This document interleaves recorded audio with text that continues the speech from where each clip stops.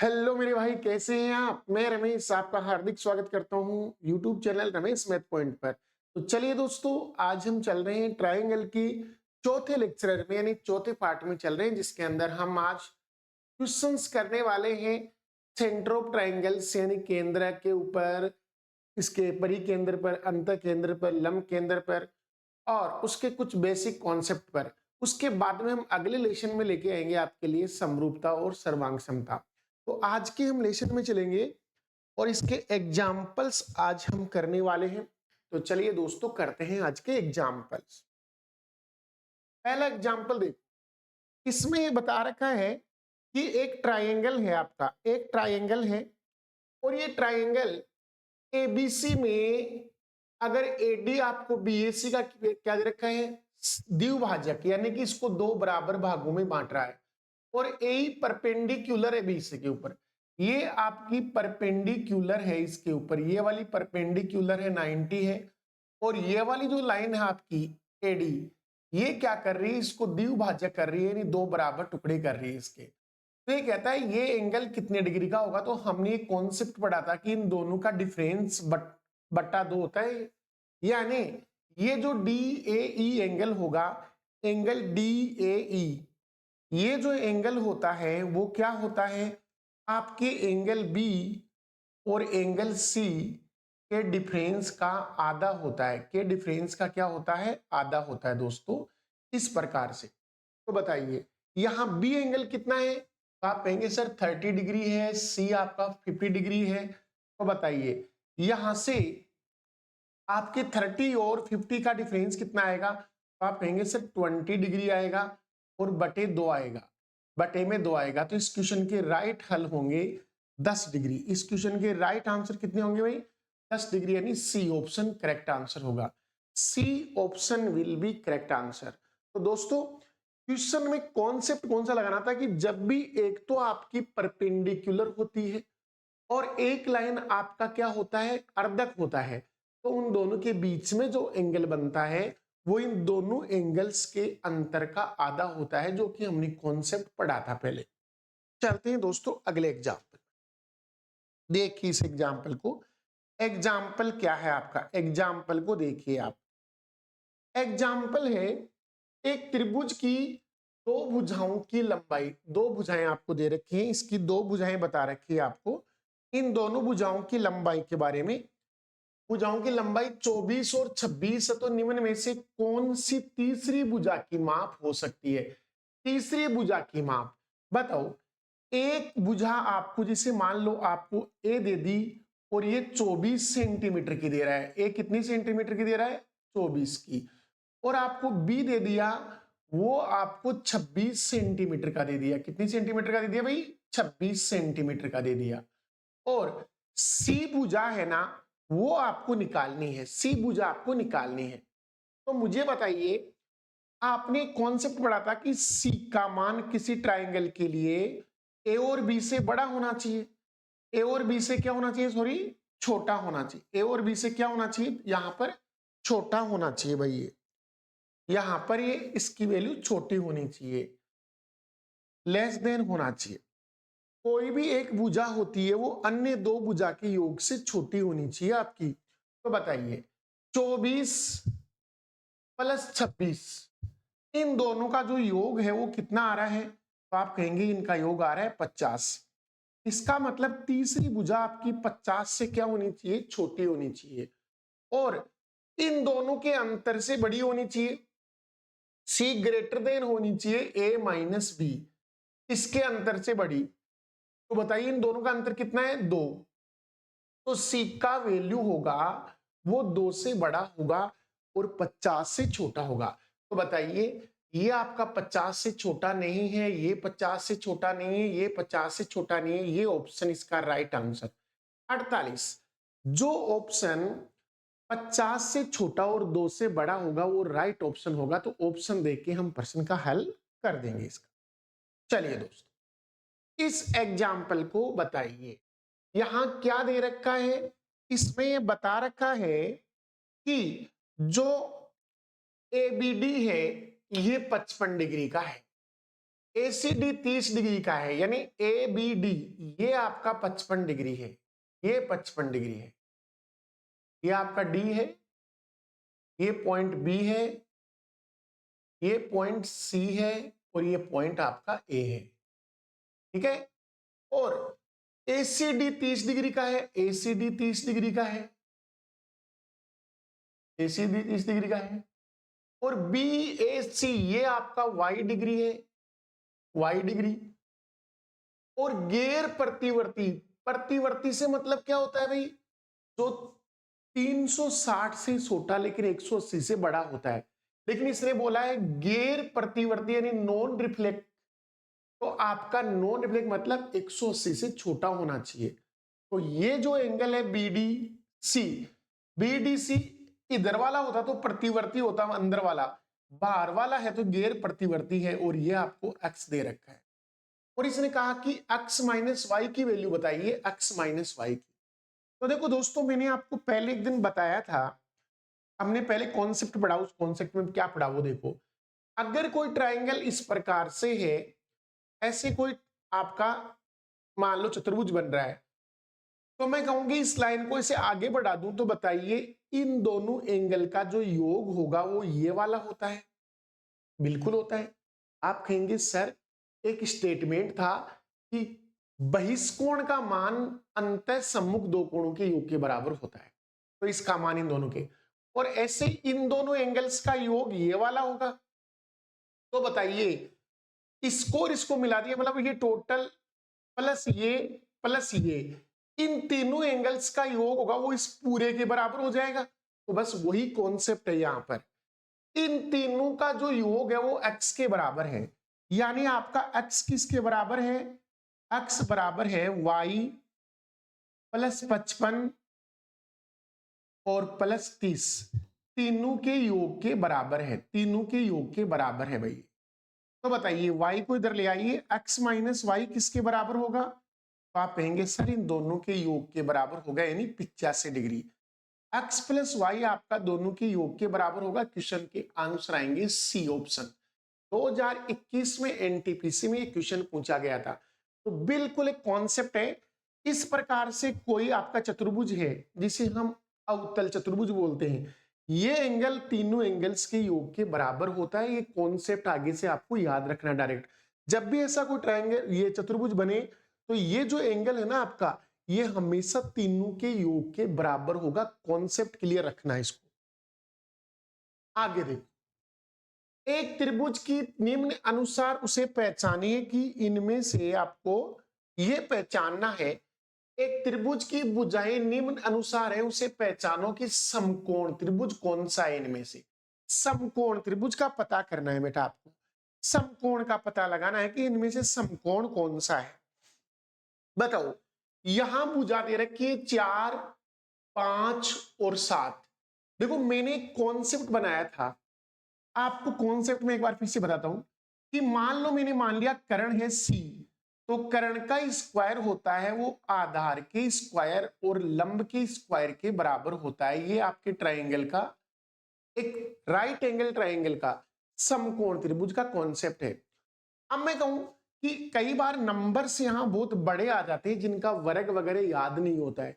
मान लो 3 डिजिट के अंदर नंबर आ रहा है तो उसका वर्ग वगैरह याद नहीं होता है, तो एक कॉन्सेप्ट बना लो, इन दोनों में जो भी बड़ी है उसे इधर ले आइए एक बार, ताकि उससे क्या होगा आपको, ये तो सबसे बड़ी है ही, एक इन दोनों में से बड़ी इधर ले आई। जैसे मान लो बी बड़ा है एक की तुलना में, तो मैंने बी को इधर ले आया तो बराबर में ए स्क्वायर बचा।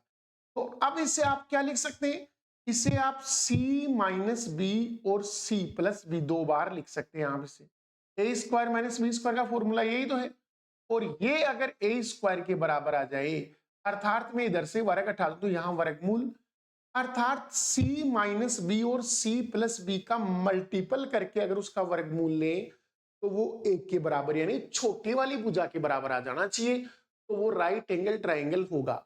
अगर ये आपका लेस देन आ गया तो ये आपका एक्यूट एंगल ट्राइंगल मतलब न्यून कोण क्या होगा, आपका त्रिभुज होगा।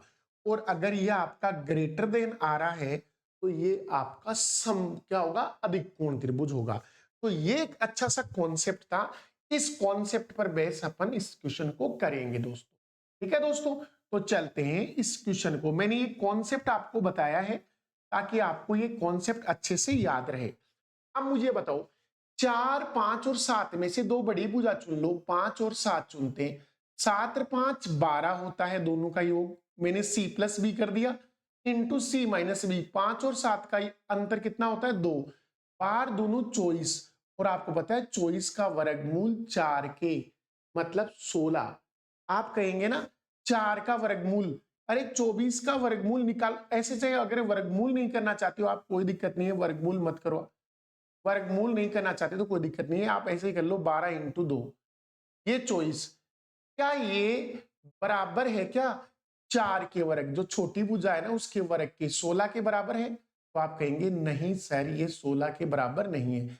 इसका मतलब ये आपका राइट एंगल ट्राइंगल नहीं। आप यहां बात करेंगे 5, 5, 6, तो मैंने ये दो भुजा चुन ली यहां से।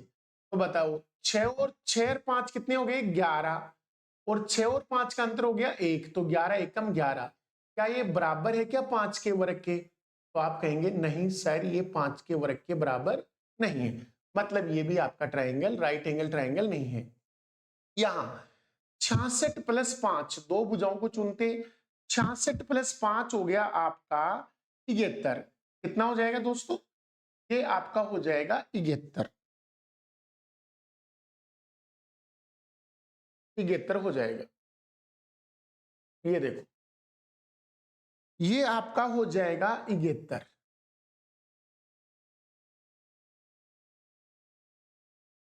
66 प्लस 5 71 इंटू दोनों का डिफरेंस हो गया 61। इन दोनों का मल्टीपल क्या बराबर है क्या 4 के वर्ग 16 के? तो आप कहेंगे नहीं सर, 4 का वर्ग तो 16 ही होता है। अब यहां से ये भी नहीं है, तो इसका मतलब क्वेश्चन के राइट ऑप्शन यही होंगे। देखो, चाहे 25 प्लस 24 होते हैं 49, 25 प्लस 24 होते हैं 49, अंतर होता है 1, तो 49 एकम 49 क्या 7 के वर्ग के बराबर है? तो आप कहेंगे बिल्कुल सर ये राइट है, यही इस क्वेश्चन के आंसर होंगे। तो आगे से आपको इसी कॉन्सेप्ट पर काम करना है। आपका तो जो भी आंसर आएगा वो लगा के आगे चले जाएंगे, आगे करने की जरूरत। इस एग्जाम्पल को देखिए, एक ट्राइंगल में एबीसी आपको दे रखा है कितने का भाई? एबीसी आपको दे रखा है, एबीसी है, उसमें एडी माध्यिका बताई है जो बीसी को डी पर प्रतिच्छेद करेगी। और त्रिभुज की माध्यिकाएं बिंदु जी पर मिलती है, मतलब वो केंद्रक हो गया। एजी आपको दे रखा है, डीजी आपको दे रखा है, एडी की लंबाई पूछ रहा है। मतलब आप यहां से एक ट्राइंगल बनाइए। देखो दोस्तों, एक ट्राइंगल बनाते हैं और उस ट्राइंगल के लिए हम देखते हैं क्या आता है। ठीक है ना दोस्तों, जैसे मैंने ये ट्राइंगल बना दिया, ये एक ट्राइंगल है आपका। इस ट्राइंगल में आपको ये देखना है कि 3 इसके पॉइंट हो गए। ये आपका ए पॉइंट हो गया, ये आपका बी पॉइंट हो गया, ये और इस ट्राइंगल का सी पॉइंट हो गया। इसने बताया एडी त्रिभुज की माध्यिका है, तो ए से एक डी मिलाया हमने माध्यिका। ये माध्यिका है जो सामने वाली भुजा को दो बराबर भागों में तोड़ रही है। और केंद्रक है यहां पर, क्योंकि जहां माध्यिकाएं प्रतिच्छेद करती है उसे केंद्रक बोलते हैं। और केंद्रक एजी की वैल्यू दे रखी है 7y, यानी ये आपको दे रखा है 7y माइनस 3। और ये दे रखा है आपको 3y, 3y दे रखा है। अब मैं कहूंगा कि ये तो आपको बता ही रखा था कि एजी और जीडी का रेशियो क्या होता है। केंद्रक माध्यिका को 2:1 में डिवाइड करता है। इसका मतलब एजी और जीडी का जो रेशियो है वो 2:1 होगा, 2:1 होगा। इसका मतलब एजी जीडी की क्या होगी? डबल होगी भाई। एजी जीडी की क्या होगी? डबल। अर्थात ये वाली वैल्यू इसकी डबल होगी, इसकी डबल। तो कर दीजिए दोस्तों, इसकी डबल कर दीजिए आप। तो देखिए यहां से 7y माइनस 3 इक्वल होगी इसकी डबल, तो 3y का डबल होगा 6y। बताइए 6y इधर आएगा तो आपके पास केवल y शेष बचेगा, और 3 को उधर ले जाएंगे तो y की वैल्यू आ गई 3। y की वैल्यू अगर 3 आ गई है तो बताइए एडी की लंबाई बतानी है आपको, एडी की लंबाई टोटल। तो बताइए टोटल लंबाई क्या होगी, तो 7y माइनस 3 को और 3y को जोड़ लो तो ये आपका आ गया 10y minus 3, 10y minus 3। y की वैल्यू 3 है आपकी, तो बताइए 10 गुणा 3, 30 में से 3 गया तो प्रश्न के उत्तर आएंगे 27। प्रश्न के उत्तर कितने आएंगे बेटा, यहां से प्रश्न के उत्तर आ गए 27, तो ये क्वेश्चन का राइट ऑप्शन होगा 27। तो आपको ऐसे क्वेश्चन को करने के लिए वही कॉन्सेप्ट है। केंद्रक का कॉन्सेप्ट क्या था, केंद्रक माध्यिकाओं का प्रतिच्छेद बिंदु होता है, और जो केंद्रक होता है वो माध्यिका को 2:1 में डिवाइड करता है, 2:1 में डिवाइड करता है। तो वहां से आपका क्वेश्चन हो जाएगा। अब चलते हैं दोस्तों अगला एग्जाम्पल। अगला एग्जाम्पल हमारा है कि ए बी है ना, वो आपको 8 दे रखी है एक, और एक एंगल है वो समद्विभाजक है आपके आंतरिक कोण रूप से बी सी डी पर आके मिलता है, और बी डी आपको 6 दे रखा है, डीसी आपको 7.5 दे रखा है, सी ए की लंबाई बतानी है। तो चलिए दोस्तों एक ट्राइंगल बनाते हैं। यहां से ट्राइंगल, एक ट्राइंगल लेते हैं, और इस ट्राइंगल में हम बात करते हैं, यहां से थोड़ा सा इसको बड़ा कर लेते हैं। ये अपना एक ट्राइंगल है, इस ट्राइंगल में आपको क्या क्या मान दे रखे हैं वो देखो दोस्तों, यहां पर आपको क्या क्या मान हो सकते हैं। ये आपका मान लो शीर्ष ए है, ये आपका शीर्ष बी है, और ये आपका शीर्ष सी है। यहां से एक का समद्विभाजक यानी एक कोण का समद्विभाजक बना दिया मैंने यहां पर, और ये डी पर आकर इसको मिलता है, और ये समद्विभाजक है मतलब दोनों इक्वल है बेटा, दोनों क्या है, इक्वल है, दोनों एंगल आपकी इक्वल है। अब इसने कहा ए बी की लंबाई 8 सेंटीमीटर, ये आपकी भुजा 8 सेंटीमीटर की है, और बी डी की लंबाई 6 सेंटीमीटर, ये आपकी 6 सेंटीमीटर है, और डीसी की लंबाई आपकी 7.5 सेंटीमीटर है, और सी ए की लंबाई यानी ये आपको ज्ञात करनी है। तो बताओ ये भी एक कॉन्सेप्ट था। क्या कॉन्सेप्ट था, किसी कोण का अर्धक सामने वाली भुजा को जिस रेशियो में तोड़ेगा, सामने वाली भुजा को जिस रेशियो में तोड़ेगा उतना ही रेशियो इन दोनों भुजाओं का होगा। इसका मतलब जो रेशियो इनका है वही रेशियो इनका भी होगा। तो बेटा यहां से इसको कर लीजिए, इसका दशमलव उठाइए तो यहां 60 हो जाएगा, रेशियो यहां हो गया 75। मैंने इसका दशमलव उठा दिया तो इधर एक जीरो लगा दिया, 15 चौक 60 और 15 5 75। इसका मतलब रेशियो 4:5 होगा। रेशियो कितना होगा, 4:5। अगर 4 की वैल्यू 8 के बराबर है मतलब 2 गुनी, तो बताइए 5 की वैल्यू क्या होगी, 5 दूनी 10 होगी, 5 दूनी 10। ये आपका 10 सेंटीमीटर का होगा। क्वेश्चन के आंसर होंगे सी ऑप्शन। इसे समझना, इन दोनों का रेशियो क्या है, 4:5। अगर 4 के बराबर में 8 है मतलब 2 गुना, तो 5 के बराबर में 5 दूनी 10 होगा, मतलब ये भुजा आपकी 10 सेंटीमीटर की होगी। अगले क्वेश्चन पे आ जाइए बेटा। अगला क्वेश्चन क्या है, एबीसी में कोण बी और सी के समद्विभाजक दे रखे हैं, जो कहां मिलेंगे आपको, डी पॉइंट पर आकर मिलेंगे, और ए आपको 75 डिग्री का दे रखा है, तो बीडीसी का माप बताइए। तो बनाइए एक ट्राइंगल, एक ट्राइंगल बनाते हैं अपन। यहां से एक ट्राइंगल बनाया हमने, और इस ट्राइंगल की बात हम करते हैं एक बार के लिए।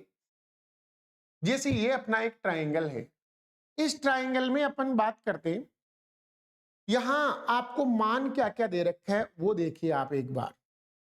ये आपका मान लो एंगल ए है, ये एंगल बी है, और ये एंगल आपका सी है।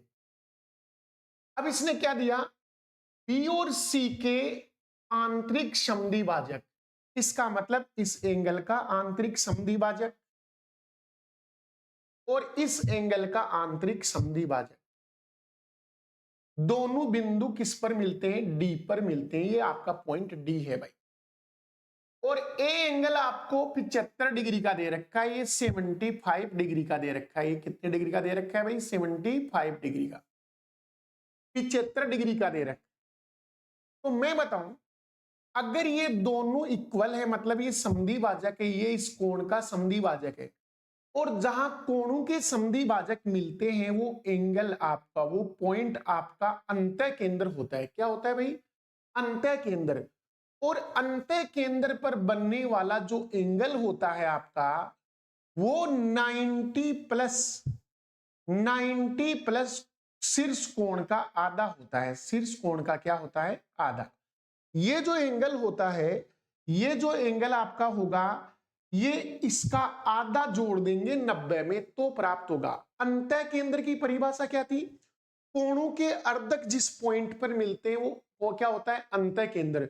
और अंतः केंद्र पर बना कोण शीर्ष कोण का आधा 90 में जोड़ने पर प्राप्त होता है।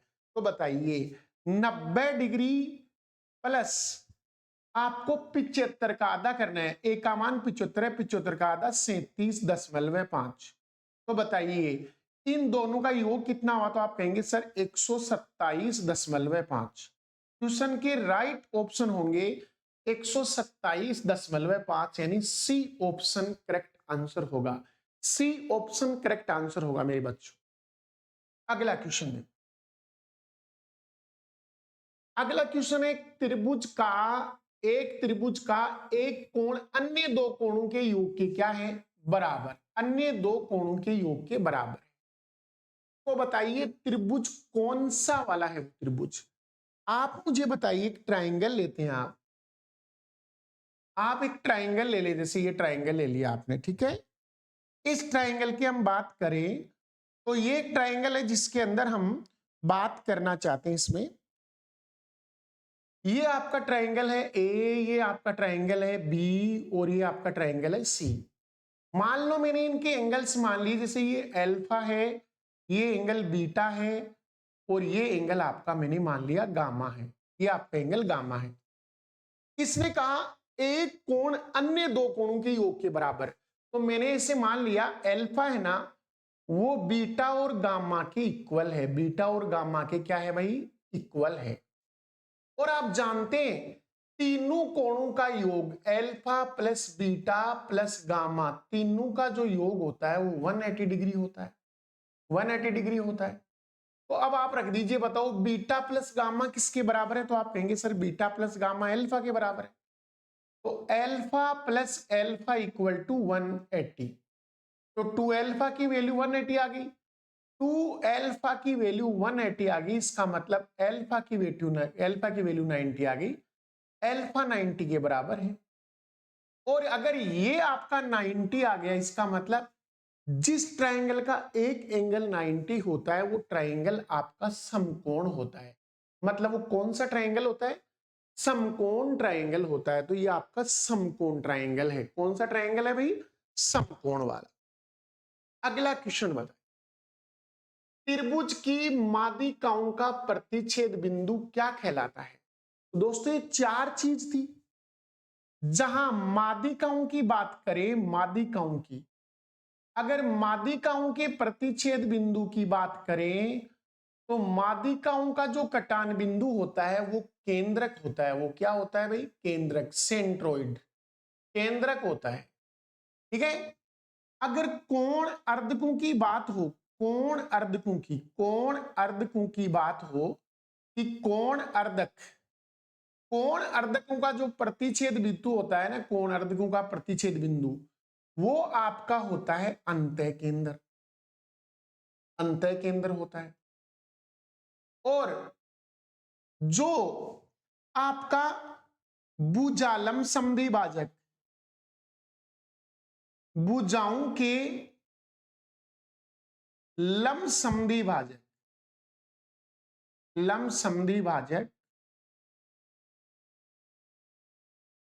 अगर उनका प्रतिच्छेद बिंदु है, इनका भुजा के लंब संधिभाजु का, तो ये आपका परिकेंद्र होगा। जहां भुजा के लंब संधिभाजक मिलेंगे वो क्या होगा? परिकेंद्र। और शीर्ष लंबु का प्रतिच्छेद बिंदु, अगर शीर्ष लंबु का प्रतिच्छेद बिंदु जहां मिलेगा उसे हम लंब केंद्र कहेंगे। लंब केंद्र कहेंगे। कौन सा केंद्र कहेंगे? लंब केंद्र। तो यहां मादिकाओं का प्रतिच्छेद बिंदु का है, तो आपका प्रश्न का आंसर क्या आएगा? केंद्रक आएगा। क्या आएगा भाई? केंद्रक। Centroid, D option correct answer. केंद्रक होगा, माध्यिकाओं का प्रतिच्छेद बिंदु क्या होगा? केंद्रक, सेंट्रोइड होगा। अगला क्वेश्चन बताइए, यदि त्रिभुज एबीसी में कोणों का अनुपात 4-3-5 तो कोण ज्ञात करो। कोणों का रेशियो क्या है भाई? 4-3-5। कोणों का रेशियो है 4-3-5। और आप जानते हैं तीनों कोणों का योग कितने डिग्री होता है? तो आप कहेंगे सर तीनों कोणों का जो योग होता है वो आपका 180 डिग्री होता है। तो 4 + 3 7 + 5 12, 12 यूनिट की वैल्यू 180 डिग्री के बराबर है। तो बताइए 1 डिग्री 15 डिग्री के बराबर होगा। 1 यूनिट की वैल्यू 15 डिग्री के बराबर। कौन सा पूछ रहा है? तो सारे ही पूछ रहे हैं। तो बताइए 15 × 4 कितना होगा? 15 चौक 60, पहला एंगल 60 आएगा। 15 × 3 45, ये 15 × 3 45 और ये 15 × 5 75, यानी ऑप्शन कौन सा आएगा? D option. D option correct answer होगा दोस्तों। ठीक है दोस्तों, चलते हैं आगे। ये बताएं त्रिभुज एबीसी में बीडी लंब है। बीडी क्या है भाई? लंब है एसी पर। और ये आगे दिया है डीबीसी 45 डिग्री का है एंगल। इसको एंगल लिखना मत भूलना। एंगल डीबीसी क्या है? 44 डिग्री का है। ईबीसी पर स्थित एक ऐसा बिंदु है कि ईएसी आपका 34 डिग्री है। तो एईबी ज्ञात कीजिए। ट्राइंगल है आपका एबीसी। एक बार आप एक ट्राइंगल बनाइए, ट्राइंगल बनाइए। इस ट्राइंगल को थोड़ा सा और बढ़ा लेंगे अपन यहां से। एक बार इसको थोड़ा सा बड़ा कर ले। ये आपका मान लो ट्राइंगल है। अब इस ट्राइंगल की बात हम करें तो जैसे मैंने इसको थोड़ा सा बढ़ा लेते हैं अपन। ये आपका ट्राइंगल है। ट्राइंगल ये है तो बीडी लंब है। तो मैंने यहां आन लिया ए, ये बी और ये डी, 3 पॉइंट है। और बीडी लंब है एसी पर, तो बी से एक लंब डाल दीजिए बीडी। सॉरी, ये आपका सी है, सी। अब ये कहता है एंगल डीबीसी, डीबीसी ये आपका 44 डिग्री है। 44 डिग्री, 44 डिग्री। और ईबीसी पर एक बिंदु है। ई कहां पर है? बीसी पर। और सीएई, सीएई और यहां से एक लाइन जा रही है और ये आपका बिंदु है ई। और सीएई आपको दे रखा है 34 डिग्री का, 34 डिग्री का। क्या दोस्तों? और आपसे पूछा है एईबी, एईबी यानी ये वाला एंगल आपसे पूछा जा रहा है। तो जल्दी से इस एंगल का मान बता दीजिए। बड़ा सुंदर प्रश्न, अच्छा सा एग्जाम्पल है। इतना मुश्किल एग्जाम्पल बिल्कुल नहीं है। अब मैं आपको यहां देखो समझा दूं आपको क्या क्या की बात करते हैं। मैं सबसे पहले इस ट्रायंगल की बात करता हूं, इस वाले ट्रायंगल की, इस वाले ट्रायंगल की बात करते हैं। तो बताइए ये एंगल 44 का है, ये 90 का है। तो बताइए ये कितने का होगा? तो आप कहेंगे सर ये एंगल आपका ये 90 है तो इन दोनों का योग भी 90 होना चाहिए। इसका मतलब ये 46 डिग्री का होगा। कितने डिग्री का होगा भाई? 46 डिग्री का। क्यों? ये 90 का है तो इन दोनों का योग भी 90 होना चाहिए। टोटल 180 होता है त्रिभुज के तीनों कोणों का योग। तो ये आपका 46 का है क्योंकि 46 + 44 90 हो जाएगा। इधर भी क्या है? 90। अब चलते हैं दूसरे ट्राइंगल में। अब मैं दूसरे वाले ट्राइंगल के ऊपर लेके चलता हूं आपको, दूसरे वाले ट्राइंगल के ऊपर। कौन सा? ये वाला ट्राइंगल। इस ट्राइंगल की बात करते हैं अपन, ये वाले ट्राइंगल की बात करते हैं, इस वाले ट्राइंगल की। तो बताइए ये जो एंगल है वो इसका बहिष कोण है क्या? बाह्य कोण है। और बाह्य कोण दो एंगल के योग के बराबर, इसके और इसके योग के बराबर होगा। तो बताइए 46 में 34 जोड़ेंगे तो ये जो आएगा वो 80 डिग्री आएगा। कितना डिग्री आएगा भाई? 80 डिग्री आएगा भाई। ये कितना डिग्री आएगा? 80 डिग्री आएगा। ये वाला आपका मान 80 डिग्री देगा।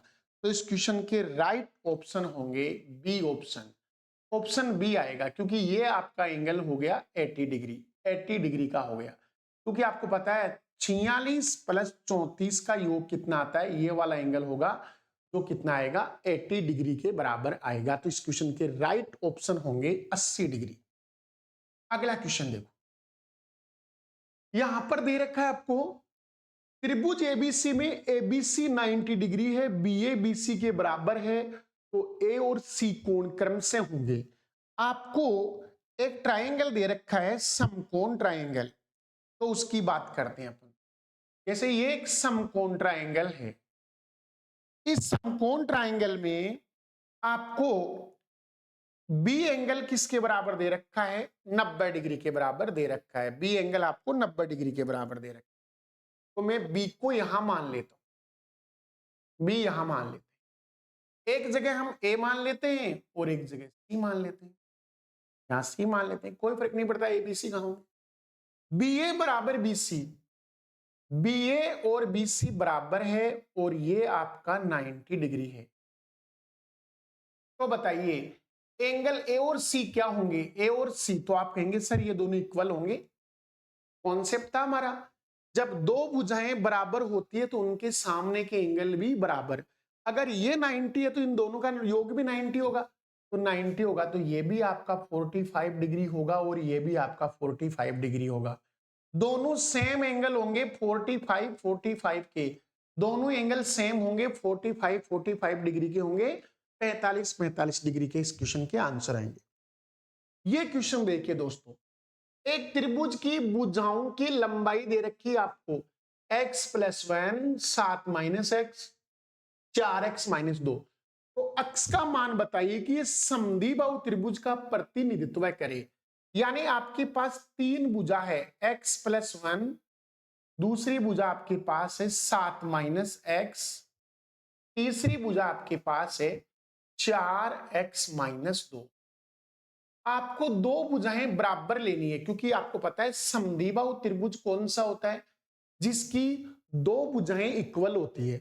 आप इन दोनों को इक्वल कर लीजिए, हो सकता है यहां से आपका, तो मैं कहता हूं एक बार हम इन दोनों को इक्वल करके देखते हैं, इन दोनों को इक्वल करके देखते हैं दोस्तों।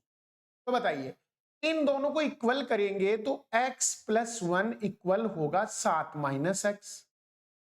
अगर ये x इधर आएगा तो 2x हो जाएगा और 1 उधर जाएगा तो -1 हो जाएगा, यानी 6 बचेंगे, 1 उधर जाके घटेगा, तो x की वैल्यू 3 आएगी। अगर मैं यहां x की वैल्यू 3 रखता हूं तो इसकी वैल्यू आ गई 4, यहां 3 रखता हूं तो 7 में से 3 गई तो वैल्यू आ गई 4, यहां 3 रखता हूं तो 4 थी, 12 में से 2 गया 10, 12 में से 2 गया तो क्या आ गया 10 आ गया। अब मैं ये कहता हूं कि ट्रायंगल का कॉन्सेप्ट क्या कहता है, ट्रायंगल का कॉन्सेप्ट ये कहता है कि कोई भी दो भुजा है उनका अगर योग करें तो आपका जो तीसरी भुजा आता है ना, वो उन दोनों के योग से छोटा आना चाहिए।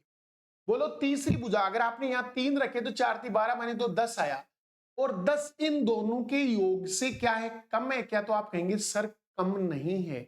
इसका मतलब ये दोनों भुजा इक्वल नहीं हो सकती, ये दोनों भुजा इक्वल नहीं हो सकती, तो बेटा इसको हटा दीजिए, ये आपका नहीं हो सकता, ऐसा आपका नहीं हो सकता, ये आपका नहीं संभव है, ये आपकी संभव नहीं है।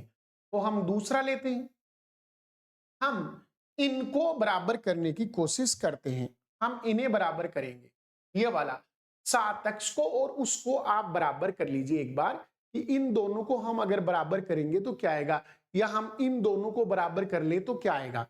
तो मैं एक बार इसको और इसको इक्वल करके देखता हूं, तो बताइए x + 1 इक्वल कर दूं मैं 4x - 2 के, तो बताइए x इधर जाएगा तो 3x बचेंगे आपके पास, एक घट जाएगा, और 2 इधर आएगा तो प्लस का हो जाएगा, यानी 3 आएगा, तो बताइए x की वैल्यू क्या आ गई, 1 आ गई।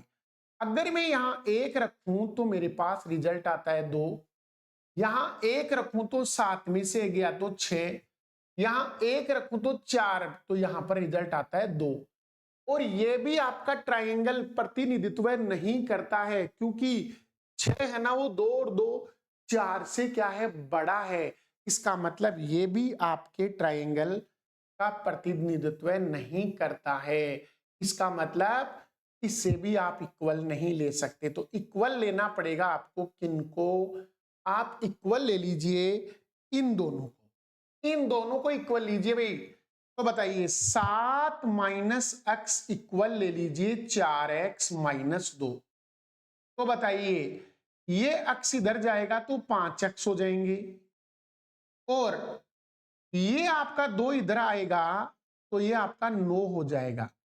9 में 5 का भाग देंगे 1.8, 1.8। तो 1.8 यहां रख लीजिए, तो बताओ कितना आएगा? 2.8 आएगा। यहां 1.8 इसमें से घटाएंगे तो 5.2 बचेगा, और यहां आपका ये 2.8 आएगा, सॉरी 5.2 आएगा आपका, 5.2 आएगा। यहां पर 1.8 रखेंगे ना, तो 18 चौक 72, 18 चौक 72 यानी 7.2 में से 2 घटाएंगे 7 तो 5.2। अब आप देख पा रहे हैं कि इस भुजा की वैल्यू इन दोनों के योग से छोटी है। इसका मतलब ये प्रतिनिधित्व करता है। तो बताइए आपकी वैल्यू क्या होनी चाहिए? 1.8 होनी चाहिए। x की वैल्यू क्या होनी चाहिए? 1.8 होनी चाहिए। अगला क्वेश्चन पे, एक समद्विबाहु त्रिभुज एबीसी की हाइट दे रखी है एडी, एबी एसी के बराबर है, तो एडी के संबंध में निम्न में से कौन सा विकल्प सही होगा? यह कहता है कि एक ट्रायंगल है आपका। कौन सा ट्रायंगल है? तो वो भी देखते हैं अपन यहां से। इसने बताया ट्रायंगल आपका है जो है समद्विबाहु साइड। ठीक है दोस्तों, इसने बताया एक समद्विबाहु त्रिभुज एबीसी, तो ये आपका एक समद्विबाहु त्रिभुज है, मतलब इसकी दो भुजा क्या है? बराबर है। ये दोनों आपकी आपस में बराबर दे रखी है, एबी और एसी बराबर दे रखी है, और एडी लंब है, एडी इसके ऊपर लंब है। तो ये कहता है निम्न में से कौन सा एडी के बारे में, एडी क्या है यहां? तो मैं कहूंगा जी, अगर ये दोनों भुजा आपकी इक्वल है, ये दोनों भुजा क्या है? इक्वल है, तो ये यहां से इक्वल एंगल बनाएगा। और दूसरी बात, ये इसके ऊपर 90 भी होगा। तीसरी बात, सामने वाली भुजा को दो बराबर भागों में भी बांटेगा। तो आप कह सकते हैं एडी एक को समद्विभाजित करता है, बिल्कुल सही बात है जी। एडी सी को समद्विभाजित करता है, नहीं भाई ये गलत बात है। एडी एक को समद्विभाजित नहीं करता है, ये भी गलत बात है। एडी बी को समद्विभाजित करता है, ये भी गलत बात है। इस प्रश्न के राइट ऑप्शन होंगे ए ऑप्शन। ए को समद्विभाजित करता है। हाँ, सामने वाली भुजा बीसी को भी समद्विभाजित कर रहा है, लेकिन एंगल सी को नहीं कर रहा है, एंगल बी को विभाजित नहीं कर रहा, और इसने एक के लिए मना किया है, तो वो भी गलत है। तो क्वेश्चन के राइट ऑप्शन होंगे 1 नंबर ऑप्शन। ये बताइए त्रिभुज डीईएफ में भुजा ईएफ को जी तक बढ़ाया गया और फिर आपको एंगल दे रखे हैं। तो चलो बनाते हैं एक शेप। ये आपका ट्रायंगल है। इस ट्रायंगल में आपको थोड़ा सा ध्यान देने वाला चीज क्या है, देखो एक बार। ये ट्रायंगल आपका डीईएफ और ईएफ को बढ़ाया गया, तो ये आपका डीईएफ है, और ये कहता है ईएफ को आगे बढ़ाया गया जी तक, तो इसको थोड़ा सा आगे बढ़ा दिया पॉइंट जी तक। ये कहता है डीएफ जी, ये आपका 110 डिग्री है। डीएफ जी आपका 110 डिग्री है, और ईएफ डीएफ के बराबर है। ईएफ और डीएफ आपस में बराबर है। तो बताओ इस एंगल की वैल्यू क्या होगी? भाई मैं कहूंगा आप समझ पा रहे होंगे इस क्वेश्चन को। ये ट्रायंगल है, इसकी दो भुजा बराबर है, तो बताओ कॉन्सेप्ट क्या कहता है? उनके सामने के एंगल भी बराबर होंगे। इस भुजा के सामने का एंगल ये, इस भुजा के सामने का एंगल ये, मैंने ये अल्फा माना है, तो ये भी अल्फा होगा, दोनों बराबर होंगे। और दूसरा कॉन्सेप्ट कि त्रिभुज का बाह्य कोण हमेशा अंतः दो सम्मुख कोणों के योग के बराबर होता है। इसका मतलब 2 alpha, alpha plus alpha 2 alpha होगा, वो 110 डिग्री के बराबर होगा। तो बेटा 2 से काट दीजिए, अल्फा की वैल्यू कितनी आएगी? तो आप कहेंगे सर अल्फा की वैल्यू 55 डिग्री आएगी। अल्फा की वैल्यू कितनी आएगी 55 डिग्री। अल्फा आपका 55 डिग्री होगा, यानी क्वेश्चन के राइट ऑप्शन होंगे सी। डी एफ की वैल्यू 55 डिग्री होगी, अल्फा की वैल्यू 55 डिग्री होगी भाई। अच्छा एग्जाम्पल था। इसे देखिए, जी एबीसी का केंद्रक है। जी एबीसी का क्या है भाई? केंद्रक है। और एडी एबीसी की एक माध्यिका है जो बीसी को डी पर प्रतिच्छेद करती है। एजी और डीसी की लंबाइयों का अनुपात क्या होगा? एजी और जीडी की लंबाइयों का। देखो यहां पर इसने एक ट्राइंगल दिया है, और वो ट्राइंगल आप बना ले एक बार। देखो ट्राइंगल बना लेते हैं, इससे अच्छे से समझ में आ जाएगा। ट्राइंगल देखते हैं अपन एक बार। ट्राइंगल है ये, अपना एक ट्राइंगल है, ये आपका ट्राइंगल है। इस ट्राइंगल एबीसी में, एबीसी में क्या है? एडी एबीसी की माध्यिका, और माध्यिका है तो आपको पता है सामने वाली भुजा को दो बराबर भागों में बांटेगी, इक्वल पार्ट बनाएगी, इसके इक्वल पार्ट। ठीक है। और एजी और जीडी की लंबाइयों का रेशियो पूछ लिया इसने, और जी केंद्रक है तो जी आपका यहां होगा। और इसने एजी और जीडी, मतलब एजी और जीडी का रेशियो पूछा है, तो यार ये तो फिक्स होता है, ये तो कॉन्सेप्ट ही पूछ लिया इसने। केंद्रक माध्यिका को 2:1 में तोड़ता है, 2:1 में तोड़ता है, तो ये इस क्वेश्चन का right option B.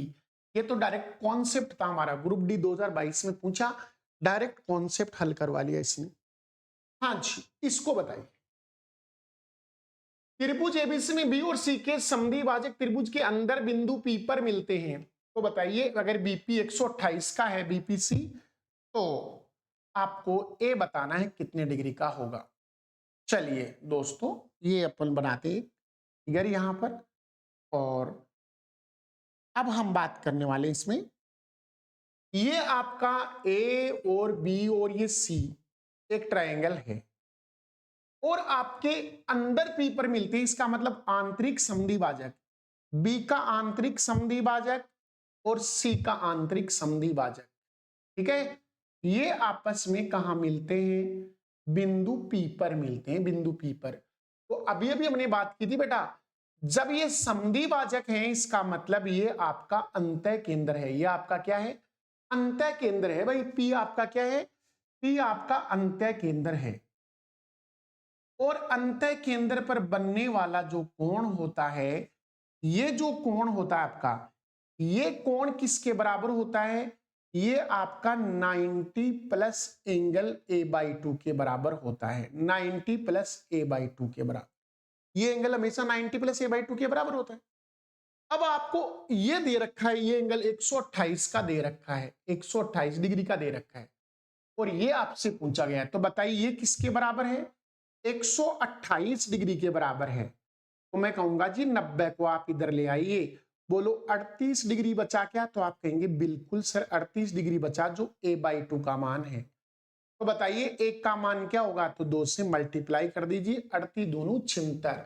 Option C इस क्वेश्चन के राइट ऑप्शन होंगे। अरे इसकी वैल्यू 128 है, और हम जानते हैं ये क्या होता है? 90 प्लस a/2 के बराबर। तो हमने 90 को इधर ले आए, 38 बचे, 38 को 2 से गुणा किया, 76।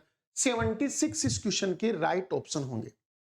इस क्वेश्चन को देखो, पी क्यू क्यू आर को एस तक बढ़ाया जाता है त्रिभुज में, पी क्यू आर में क्यू आर को एस तक बढ़ाया गया, आर एस आर पी की, और आर पी क्यू 55 है, आर एस 110 है, तो पी क्यू एस को बताना है। ट्राइंगल बनाइए। ट्राइंगल बनाते हैं अपन, ये एक ट्राइंगल है, और इस ट्राइंगल में आपको क्या दे रखा है वो देखिए एक बार। ट्राइंगल ये आपका पी क्यू आर है, पी क्यू आर, और पी क्यू आर की कौन सी भुजा को बढ़ाया गया है? क्यू आर भुजा को बढ़ाया गया, तो क्यू से आर की तरफ इधर बढ़ाया गया है, और ये आपका है एस। इसने आर एस को आरपी के बराबर बताया। आर एस और आरपी ये आपस में बराबर है। R P Q, R P Q ये आपका 55 डिग्री है, ये आपका 55 डिग्री, और P R S, P R S 110 degree का, 110 डिग्री का। तो ये कहता है पी क्यू एस यानी इसका मान आपसे पूछा है। तो देखो इसका तो कोई यूज ही नहीं, इसका तो कोई यूज नहीं है, यूजलेस बात आई, इसका कोई यूज नहीं, हमारा प्रश्न तो डायरेक्ट ही हो रहा है। क्या कॉन्सेप्ट है? ट्राइंगल का बहिष्कोण अंतः दो सम्मुख कोणों के योग के बराबर होता है। बेटा अगर ये 55 डिग्री है, ये आपका 110 है, तो 110 में से 55 घटा दीजिए, ये भी आपका कितना आएगा? 55 डिग्री ही आएगा। ये भी आपका कितना आएगा? 55 डिग्री। प्रश्न के राइट ऑप्शन होंगे A option, A option correct answer होंगे। अगला क्वेश्चन देखो, एक समबाहु त्रिभुज है, वो एक परिकेंद्र है, त्रिभुज की भुजा 6 सेंटीमीटर है, तो बताओ बीओसी कितना होगा? बीओसी कितना होगा? बड़ा ही सुंदर सा प्रश्न, आसान सा क्वेश्चन है, ज्यादा मुश्किल क्वेश्चन है नहीं इसमें। एक समबाहु त्रिभुज बनाते हैं अपन, समबाहु त्रिभुज, ये आपका एक समबाहु त्रिभुज है, ठीक है दोस्तों। अब इस समबाहु त्रिभुज में क्या है? एबीसी एक समबाहु त्रिभुज है, इसका मतलब इसकी तीनों भुजा आपस में क्या है? बराबर है। तीनों भुजा आपकी बराबर है, तीनों भुजा बराबर है, और ओ इसका परिकेंद्र है, तो मैंने यहां एक परिकेंद्र ले लिया ओ। और ये कहता है कोण बीओसी ज्ञात करना है, तो बी को मिला दो ओ से और सी को मिला दो ओ से, और ये एंगल आपको निकालना है। तो बेटा ये ओ अगर परिकेंद्र है, तो हमने पढ़ा था कि परिकेंद्र में क्या होता है? परिकेंद्र पर बनने वाला कोण यानी ये बीओसी, एंगल बीओसी आपका परिकेंद्र पर बना कोण शीर्ष कोण का डबल होता है, तो ट्वाइस ऑफ एंगल ए का डबल होगा आपका।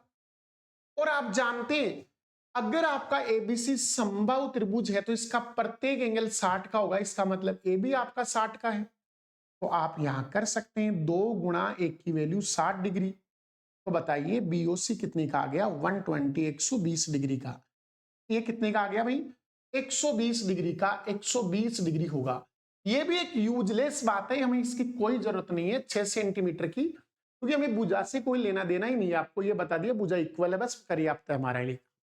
आंसर आएंगे 120, 120। इस क्वेश्चन को देखिए दोस्तों, एक त्रिभुज में एबीसी और एसीबी के द्विभाजक ओ पर मिलते हैं। ये भी बड़ा अच्छा क्वेश्चन आ गया। फिर यहां से ये ट्राइंगल लेते हैं अपन, और इस ट्राइंगल में आपको दे रखा है कि क्या दे रखा है इसमें?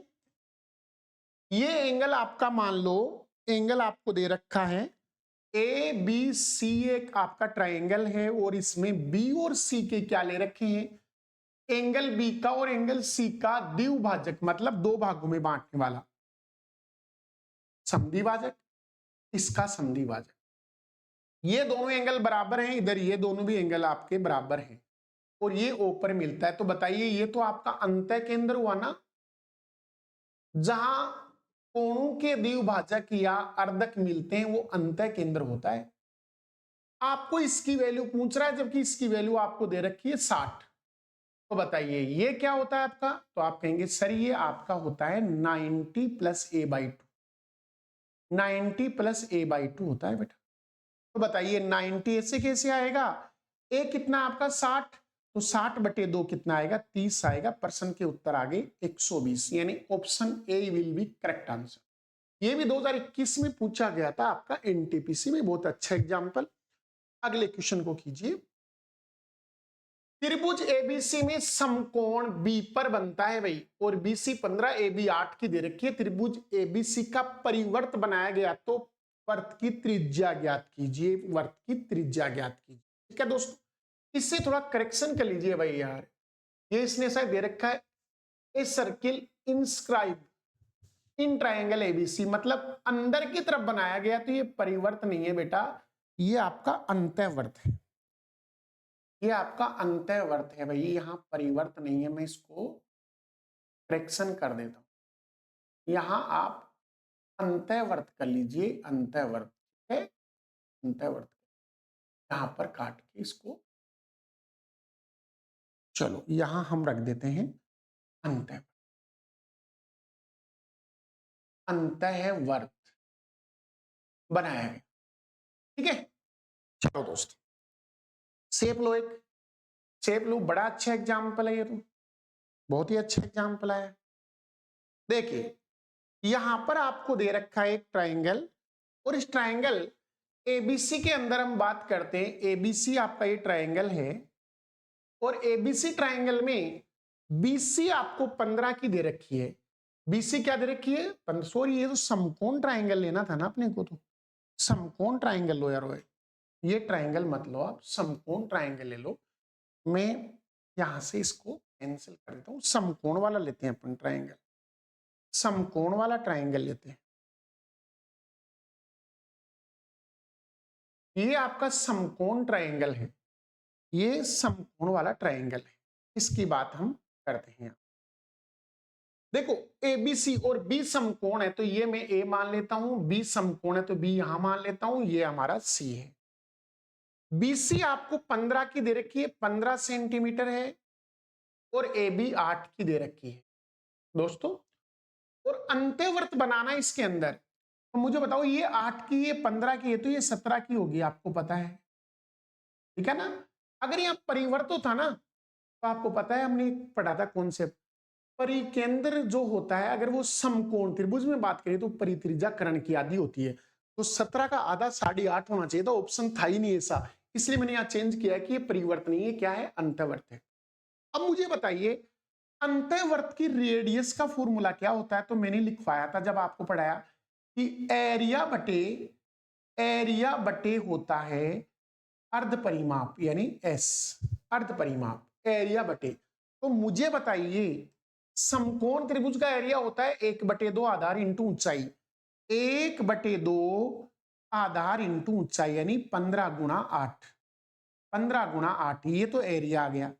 बटे अर्ध परिमाप तो जोड़ लो, 17 और 15 32 और 8 40, तो 40 का आधा कितना होगा जी बेटा? 20 होगा। 40 का आधा कितना होगा? 20 होगा। 2 से काट दो 4 बार, 15 गुणा 4 कितना हो गया? 60, 60 में भाग लगा दो 20 का, प्रश्न के उत्तर आएंगे 3 सेंटीमीटर। प्रश्न के उत्तर कितने आएंगे? 3 सेंटीमीटर। 3 सेंटीमीटर इसके अंतःवर्त की त्रिज्या होगी। इस प्रश्न के राइट ऑप्शन होंगे ऑप्शन नंबर सी। तो दोस्तों ये थे एग्जाम्पल जो एनटीपीसी ग्रुप डी जेई इनमें पूछे गए थे। तो आज की क्लास में हम इनकी बात करेंगे। नेक्स्ट क्लास में मैं आपके लिए लेके आ रहा हूं समरूप और सर्वांग समता, जिनके कॉन्सेप्ट पढ़ के हम उनके ऊपर आधारित क्वेश्चंस करेंगे, और फिर एक बड़ा मैराथन क्लास करेंगे पूरा ट्रायंगल के ऊपर, जिसमें हम ट्रायंगल से क्वेश्चंस करेंगे बहुत सारे, जो रेलवे, एनटीपीसी ग्रुप डी और जेई मेंस या इनमें पूछे गए हैं। तो चलिए दोस्तों आज के लिए इतना ही। जय हिंद, जय भारत।